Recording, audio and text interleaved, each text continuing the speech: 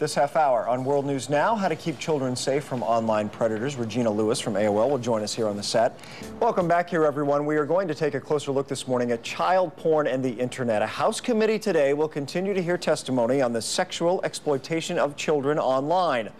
Earlier this week, that is, one of the victims testified about how easy it was to slip into the seedy underworld. My mom had used all the latest child protective software. She checked what was happening in my room.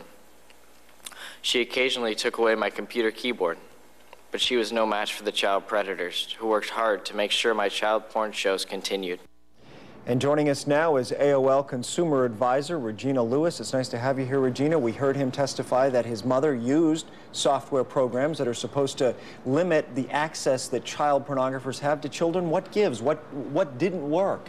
Well, I think a lot of the software is meant to limit being able to go to sites that might not be age appropriate. He said something very important at the end of it, which is they worked hard to find me. Having spoken to law enforcement officials in general about this issue, keep in mind that the kids don't find the bad guys find the kids. And that's what parents need to be aware of, that these pedophiles, they seduce, yes, they manipulate, they lead you to believe that they are a friend, that they mean no harm, and from there, it all goes awry. You are absolutely right. And if you were to watch the instant message conversations, it is exactly that. So how's soccer going? You know, and the law enforcement people, they know, like, here we go. Now he's going to invite me this. The other thing, and this was a big part of this story, are webcams.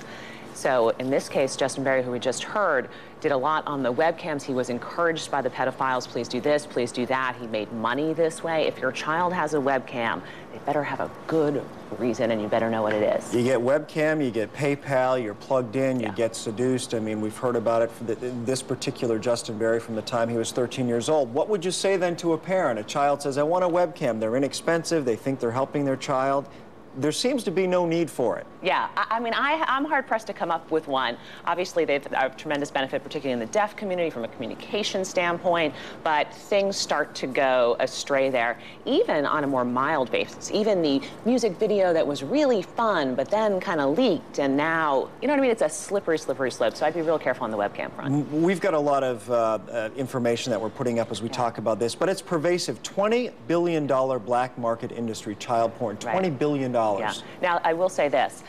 Follow the money, right? It's the oldest investigation trick in the book. The internet's helpful there. They are able to track these guys. The other stat that I know that we're throwing up there is that the average sex offender has 117 victims. So to find one is usually to be able to really make a dent in this, track them down, get them to make one false move like, please come meet me, or send me this, boom, busted, and hopefully that makes a lot of headway. But it's very traceable, and that's how the lion's share of these cases are being solved now. What we're trying to do here, though, Justin Berry had said that the Justice Department isn't doing enough now that he's testified on some 1,500 men who had seduced him or lured him, or men who had signed on for his particular website.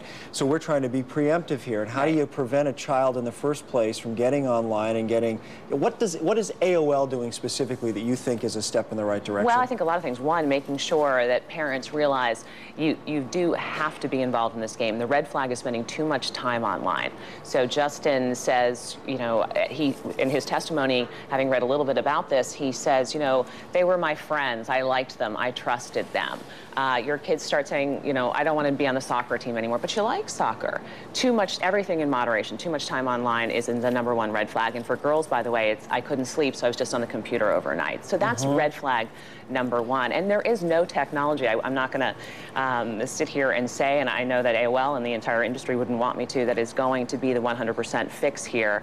This happens. I do think that issue of them contacting your kids is super important. I think having a conversation with your kids that these are not your friends, don't get lured in, is important, because no technology is going to fix that unless you understand what's happening. Yeah, a couple of things to that point. Justin Berry did testify there in the SOT that we heard in the interview, the testimony, that his mom tried the software. However, he also admitted that before she was on to what was going on, his door was closed for days on end. He wasn't showing up for family events. So there are other things to do preemptively as a parent. However, technology-wise, we also need to point out these sexual predators are always looking at ways to get around the technology. Yeah, and they've used technology from the very beginning. I asked law enforcement, you know, the child pornography, 20% of that 20 billion industry involves kids, which is just, you know, I mean, it doesn't get more awful than that. Did this always exist? Did the internet make it worse or just more prolific, or what's the deal here? They said they didn't know, but this probably thing always kind of existed.